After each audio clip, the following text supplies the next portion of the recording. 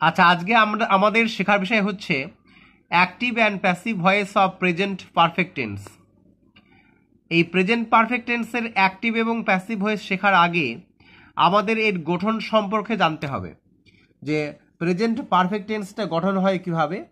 আমরা সকলেই জানি যে কোনো কাজ শেষ হয়ে গেছে, তার ফল এখনো বর্তমান, সেক্ষেত্রে আমরা প্রেজেন্ট পারফেক্ট টেন্সটা ইউজ করি। আবার বাংলাতে বলি পুরাঘটিত বর্তমানকাল, মানে যে কাজটা পুরো ঘটে গেছে সেটা হচ্ছে প্রেজেন্ট পারফেক্ট টেন্স।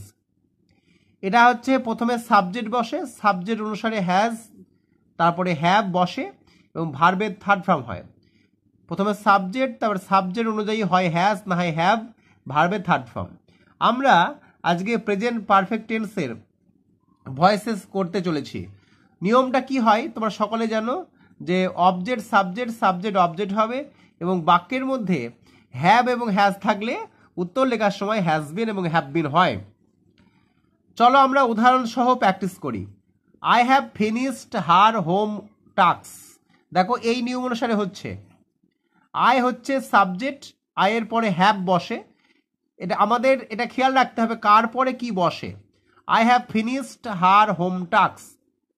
তাহলে আমরা সকলেই জানি যে ভার্বকে কি দিয়ে প্রশ্ন করলে অবজেক্ট পাওয়া যায়। তাহলে হার হোম টাস্ক হচ্ছে অবজেক্ট, যে আমরা কি শেষ করেছি, আমি কি শেষ করেছি, হার হোম টাস্ক। তাহলে অবজেক্ট আগে এসেছে, হার হোম টাস্ক হ্যাজ বিন। এই হার হোম টাস্ক এটা সিঙ্গুলার হিসেবে ব্যবহার করা হয়েছে, তাই এরপরে হ্যাজ বিন বসেছে। তাহলে হ্যাজ বিনের পরে তোমরা সকলে জানো যে ভার্বের 3 নম্বর রূপটা বসে। হ্যাভ হ্যাজ যুক্ত বাক্যে 3 নম্বর অলরেডি দেয়াই থাকে, আর আমরা এখানে লিখে রেখেছি যে ভার্বের থার্ড ফর্ম বসে। তো her home task has been finished by me, I থাকলে বাই মি হয়। তাহলে প্রশ্ন হচ্ছে এখানে হ্যাজ বিন কেন হলো, হ্যাভ বিন কেন হলো না?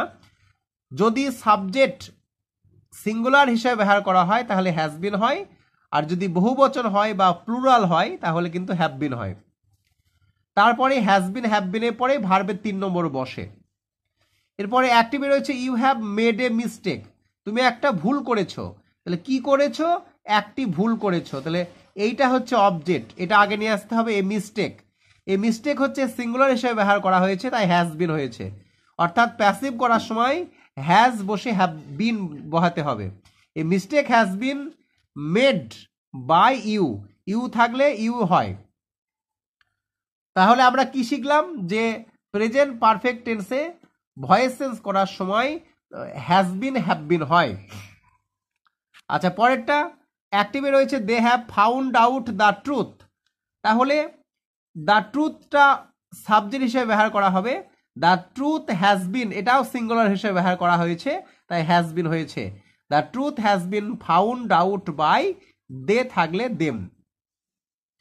এরপরে রয়েছে he has written the letter, সে চিঠিটা লিখেছে। তাহলে সে কি লিখেছে? দ্য লেটার, চিঠি। তাহলে the letter has been written by him. যেহেতু দ্য লেটার হচ্ছে সিঙ্গুলার, তাই হ্যাজ বিন হয়েছে। তোমরা যদি টেন্স অনুযায়ী মনে রাখতে না পারো তাহলে যে বাক্যে হ্যাজ বা হ্যাভ রয়েছে উত্তর লেখার সময় হয় হ্যাজ বিন না হয় হ্যাভ বিন হবে, এবং সেটা বলে দেবে সাবজেক্ট। সাবজেক্ট যদি এক বচন হয় তাহলে হ্যাজ বিন হবে, আর যদি বহু বচন হয় বা একের বেশি হয় তাহলে কিন্তু হ্যাভ বিন হবে। The letter has been written by him, he থাকলে হিম হয়। আমি আবার বলছি, যদি কেউ টেন্স অনুযায়ী বুঝতে না পারো তাহলে হ্যাভ হ্যাজ যুক্ত বাক্যে উত্তর লেখার সময় হ্যাজ বিন হ্যাভ বিন হয়।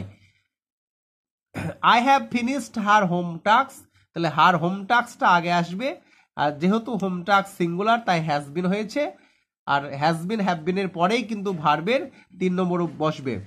অর্থাৎ আমরা সকলেই জানি অ্যাক্টিভ এবং প্যাসিভ, অ্যাক্টিভ থেকে প্যাসিভ করার সময় ভার্বের 3 নম্বর বসে।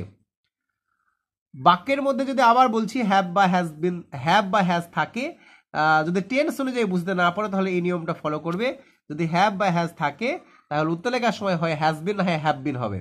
এবার কোথায় হ্যাজ বিন হবে, কোথায় হ্যাভ বিন হবে, আমি আবার বলছি, যদি সাবজেক্ট এক বচন হয় তাহলে হ্যাজ বিন, আর সাবজেক্ট যদি বহু বচন হয় তাহলে কিন্তু হ্যাভ বিন বসে। তারপরে 3 নম্বর বসে বাই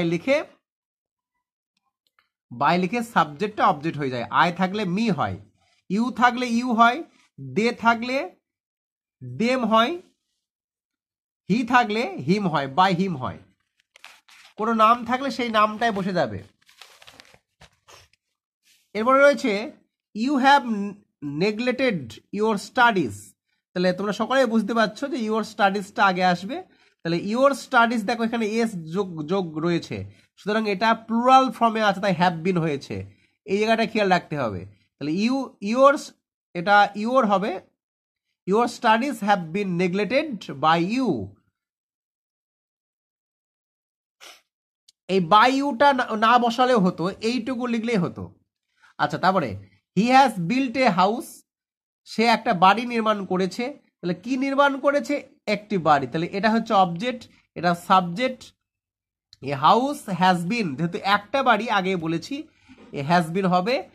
3 নম্বর রূপটা লেখাই থাকে প্রেজেন্ট পারফেক্ট টেন্সে, বিল্ট বাই হিম, হি থাকলে বাই হিম। এরপরে রয়েছে অ্যাক্টিভে হ্যাজ হি, মানে এটা প্রশ্নবোধক বাক্য, has he checked the application. একটা জিনিস মনে রাখবে, যদি হ্যাজ বা হ্যাভ দিয়ে কোশ্চিন শুরু হয়, উত্তর লেখার সময় কিন্তু হ্যাজ বা হ্যাভ দিয়ে শুরু হবে। সেটা বলে দেবে কে? এই যে অবজেক্টটা বলে দেবে। অবজেক্টটা দেখো এখানে সিঙ্গুলার নাম্বার আছে, যেহেতু সিঙ্গুলার নাম্বার পরে হ্যাজ বিন বসে, তাই কোশ্চিন করার সময় কিন্তু হ্যাজটাকে আগে নিয়ে আসতে হবে। হ্যাজ লেখার পরে দ্য অ্যাপ্লিকেশন মানে অবজেক্টটা সাবজেক্ট হিসেবে বসবে, তারপরে বিন লিখতে হবে।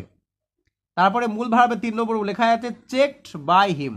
তাহলে has the application been checked by him. Has কেন হলো?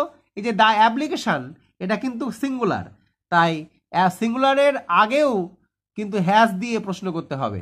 খেয়াল রাখতে হবে। হ্যাজ দ্য অ্যাপ্লিকেশন বিন, যদি এই অ্যাপ্লিকেশনটা বহু বচন হতো তাহলে কিন্তু এখানে হ্যাভ হতো। ঠিক আছে? তাহলে নিয়মটা কি? প্রথমে হ্যাজ কিংবা হ্যাভ, তারপরে অবজেক্টটা সাবজেক্ট হলো, তারপরে বিন বসিয়ে 3 নম্বরটা লিখতে হবে। তারপরে বাই হি সাবজেক্ট হিম হবে। খুব ভালো করে এটা ফলো করবে, তাহলে এটা কিন্তু মানে পরীক্ষাতে আসার মতো। এটা I have not done my duty, এটা নট আছে, উত্তর করার সময় নট হবে। তাহলে my duty has not been done, এটা করলে কিন্তু আমাদের হয়ে যাবে। My duty has not been done, এটা কিন্তু আমাদের খুব একটা ভালো প্রশ্ন। এবং তাহলে my duty has not been done, এটা বাই মিটা লেখার দরকার নেই আর। তারপরে আবার অ্যাক্টিভে রয়েছে he has cooked the curry, he has cooked the curry. তো বুঝতে পারছো যে দ্য কারিটা object, the curry has been cooked by him. তো এই হচ্ছে নিয়ম। আশা করি বুঝতে পারছো, না বুঝতে পারলে কমেন্ট করবে।